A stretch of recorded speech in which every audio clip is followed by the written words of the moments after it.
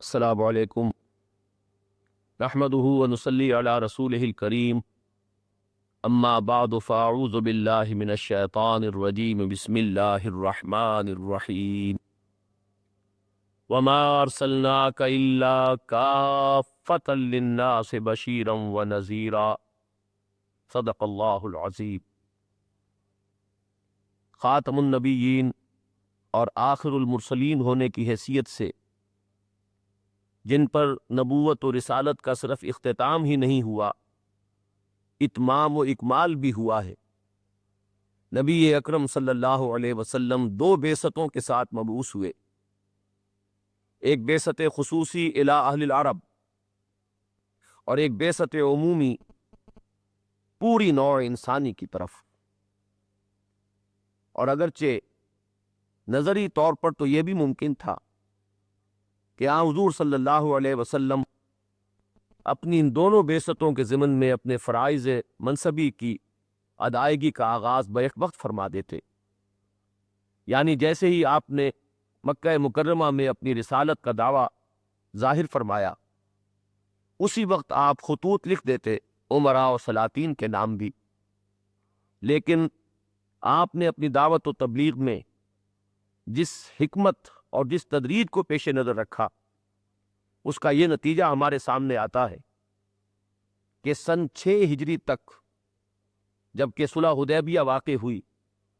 اور گویا کہ اہل عرب نے نبی اکرم صلی اللہ علیہ وسلم کی قوت کو تسلیم کر لیا، حضور صلی اللہ علیہ وسلم نے اپنی تمام تر توجہات اندرون ملک عرب مرتکز رکھیں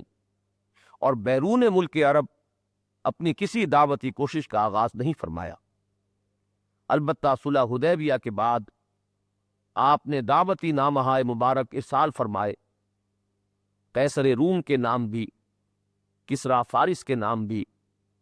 اور آس پاس کی دوسری چھوٹی حکومتوں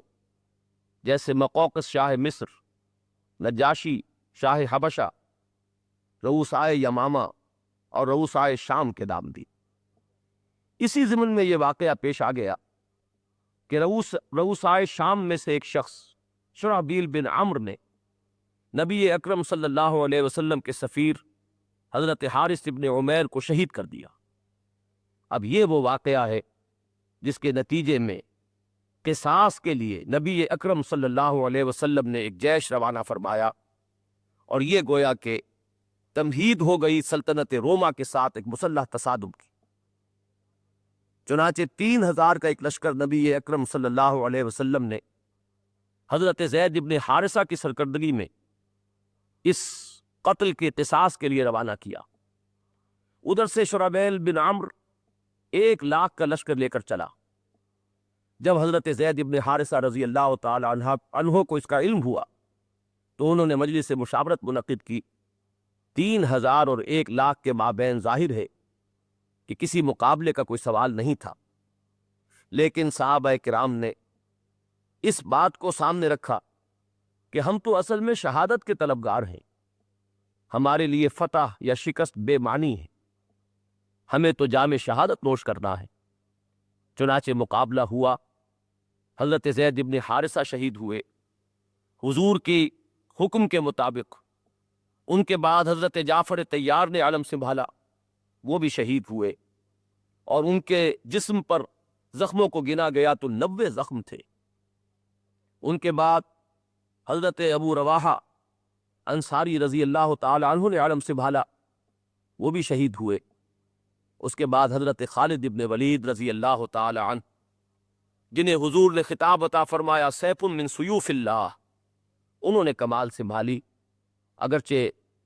مقابلہ تو بہرحال نہیں ہو سکتا تھا اور عام معنی میں فتح حاصل ہونی عقلاً محال تھی، لیکن حضرت خالد ابن ولید نے کمال تدبر کے ساتھ اپنے لشکر کو غنیم کے نرغے سے نکال لیا اور واپس تشریف لے آئے۔ جنگ موتا جو سن 8 ہجری میں ہوئی ہے جمادی الاولیٰ کے مہینے میں، یہ گویا کہ پہلا مسلح تصادم تھا نبی اکرم صلی اللہ علیہ وسلم کی قائم کردہ اسلامی ریاست کا، وقت کی ایک عظیم مملکت سلطنت روما کے ساتھ۔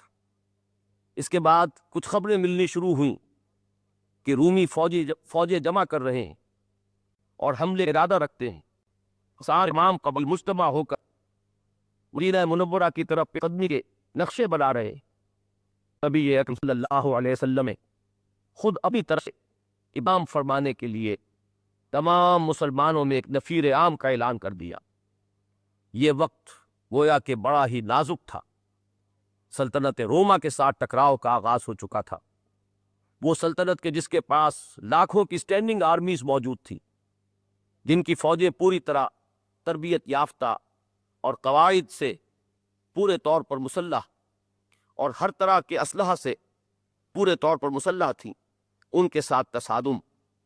یہ نفیر عام کہ ہر صاحب ایمان کے لیے نکلنا ضروری ہے۔ حضور کی حیات طیبہ میں صرف اسی موقع پر، جسے غزوہ تبوک یا سفر تبوک کا نام دیا گیا ہے، سن 9 ہجری میں جو پیش آیا، صرف اسی موقع پر ہوا ہے، جبکہ شدید گرمی کا موسم تھا، ایک طویل مسافت طے کرنی تھی، سلطنت روما سے ٹکراؤ تھا، قحط کی کیفیت تھی، اجناس کی کمی تھی، رسد ساتھ لے جانے کے لیے موجود نہ تھی۔ اس وقت اہل نفاق کا نفاق پوری طرح نمایاں ہو کر سامنے آیا۔ چنانچہ سورہ توبہ میں جہاں اس وقت کے حالات پر بڑا بھرپور تبصرہ ہے، منافقین کی طرف سے اس ضمن میں جو کچھ کہا گیا اس کا پورا ذکر موجود ہے۔ اہل ایمان نے پورے صبر اور ثبات کے ساتھ نبی اکرم صلی اللہ علیہ وسلم کی پکار پر لبیک کہا۔ 30,000 صحابہ کرام کا لشکر لے کر نبی اکرم صلی اللہ علیہ وسلم نے تبوک کی طرف کوچ کیا، جس میں 10,000 کا رسالہ بھی شامل تھا۔ حضور سرحد شام پر پہنچ کر تبوک میں قیام پذیر ہوئے اور 20 دن تک حضور وہاں قیام فرما رہے۔ ایسے محسوس ہوتا ہے کہ ہرقل نے سامنے آنے سے پہلوتی ہی اختیار کی، اور اس کا سبب بھی یہی ہے کہ وہ صاحب علم تھا، وہ حضرت مسیح علیہ السلام کا نام لیوا اور آسمانی کتابوں کو جاننے والا تھا۔ وہ پہچان چکا تھا کہ محمد اللہ کے رسول ہیں صلی اللہ علیہ وسلم، تو گویا کہ یہ بات اس کے سامنے بالکل واضح تھی کہ آپ سے مقابلہ کرنے کے معنی یقینی شکست کے ہیں، لہذا وہ پہلوت ہی کرتا رہا، طرح دیتا رہا، مقابلے میں نہ آیا، حالانکہ اس کے پاس لاکھوں کی تعداد میں مسلح فوج موجود تھی۔ حضور 20 دن تک قیام فرما رہے، آس پاس کے رئیس اور آس پاس کے جو بھی قبائل تھے ان کے سردار آ کر حضور کے ساتھ اطاعت کا عہد و پیمان کرتے رہے، اور اس طرح یہ جو عرب کی ایک اسلامی ریاست قائم ہوئی تھی اسے گویا کہ پورا استحکام حاصل ہو گیا، اس کی دھاک جو ہے اطراف و جوانی پر بیٹھ گئی، اور نبی اکرم صلی اللہ علیہ وسلم بغیر کسی مسلح تصادم کے مدینے تشریف لے آئے۔ اس کے بعد اپنے مرض وفات میں نبی اکرم صلی اللہ علیہ وسلم نے پھر ایک جیش تیار کر دیا تھا، جس کی سرکردگی حضرت زید ابن حارثہ کے فرزند حضرت اسامہ ابن زید کو دی گئی تھی۔ یہ ہے در حقیقت تمہید اس مسلح تصادم کی جو نبی اکرم صلی اللہ علیہ وسلم کی حیات دنیاوی کے آخری دور میں وقت کی 2 عظیم ترین سلطنتوں کے ساتھ جس کا آغاز ہو گیا تھا، اور یہی بعد میں خلافت راشدہ کے دوران اسلامی فتوحات کا پیش خیمہ ثابت ہوا۔ سن 9 ہجری میں نبی اکرم صلی اللہ علیہ وسلم نے حج کے موقع پر حضرت ابو بکر رضی اللہ تعالیٰ عنہ کو امیر حج کی حیثیت سے متعین فرما کر روانہ کیا، لیکن جب کہ حضرت ابو بکر روانہ ہو چکے تھے، سورہ توبہ کی ابتدائی آیات نازل ہوئیں، گویا کہ حضور کو حکم دے دیا گیا کہ اعلان عام کر دیا جائے اس حج کے موقع پر کہ تمام مشرکین کے ساتھ عرب کے تمام وہ لوگ کہ جو شرک پر کاربند رہنا چاہیں وہ کان کھول کر سن لیں کہ اب ان کے ساتھ اللہ اور اس کے رسول کی طرف سے کوئی معاہدہ نہیں ہے۔ برات من اللہ ورسولہ الی الذین عاہدتم من المشرکین، اب ان کو آخری الٹیمیٹم دیا جا رہا ہے۔ اشہر حرم کے ختم ہونے کے فوراً بعد ان کے خلاف عام اقدام شروع کر دیا جائے گا۔ اب یا وہ اسلام قبول کریں، اور اگر کفر اور شرک پر قائم رہنا چاہتے ہیں تو جزیرہ نماء عرب کو خیر بات کہہ کر جہاں سینگ سمائے چلے جائیں۔ فَإِذَا انْسَلَخَ الْأَشْهُرُ الْحُرُمُ فَاقْتُلُوا الْمُشْرِكِينَ حَيْثُ وَجَدتُّمُوهُمْ۔ نتیجہ یہ نکلا کہ حضرت علی رضی اللہ تعالی عنہ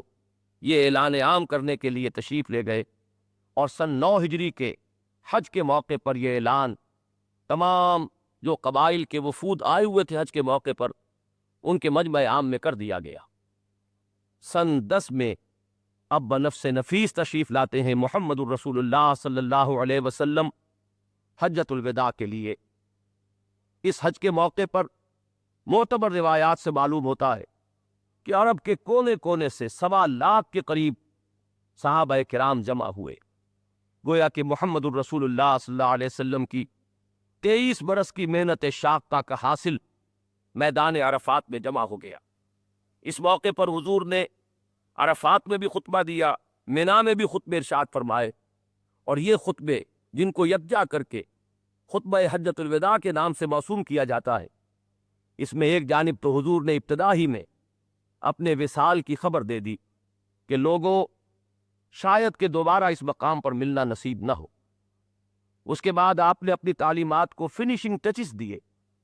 اہم چیزوں کا دوبارہ اعادہ کیا۔ اسی کے ضمن میں آپ نے فرمایا پوری نوع انسانی سماجی اعتبار سے بالکل برابر ہے، کسی انسان کو کسی دوسرے انسان پر کوئی فضیلت نہیں، کسی عرب کو کسی عجمی پر، کسی عجمی کو کسی عربی پر، کسی گورے کو کسی کالے پر، اور کسی کالے کو کسی گورے پر کوئی فضیلت نہیں۔ یہ وہ چیز ہے جس کا بالخصوص ذکر کرتا ہے ایچ جی ویلز، اور یہ اعتراف کرتا ہے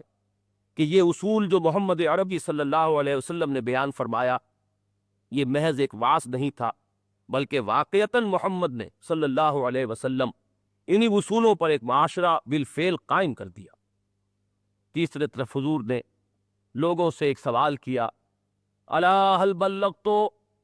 لوگوں میں نے پہنچا دیا یا نہیں؟ اور مجمع عام نے بیک زبان یہ جواب دیا، انا نشہد انک قد بلغت وادیت ونصحت، ہاں حضور ہم گواہ ہیں، آپ نے حق تبلیغ ادا کر دیا، حق نصیحت ادا کر دیا، حق امانت ادا کر دیا۔ حضور نے 3 مرتبہ سوال کیا، اور 3 ہی مرتبہ پورے مجمع نے یہ جواب دیا۔ اس کے بعد آپ نے 3 ہی مرتبہ انگشت شہادت سے اشارہ کیا، آسمان کی طرف نگاہ اٹھائی، اشارہ پہلے آسمان کی طرف اور پھر لوگوں کی طرف، اللہم اشہد، اللہم اشہد، اللہم اشہد، اے اللہ تو بھی گواہ رہے، اے اللہ تو بھی گواہ رہے۔ یہ گویا کہ عملی تفسیر ہے سورہ فتح کی اس آیت کے آخر میں جو ٹکڑا آیا ہے اس کی، هو الذی ارسل رسولہ بالہدی ودین الحق لیظہرہ علی الدین کلہ وکفی باللہ شہیدا، اللہ کافی ہے بطور گواہ۔ اس کے بعد آپ نے آخری بات فرمائی، مسلمانوں میرا کام ابھی مکمل نہیں ہوا، وقت فرصت ہے، کہاں کام ابھی باقی ہے، پورے عالم انسانی تک اس پیغام کو پہنچانا اب تمہارے ذمے ہے،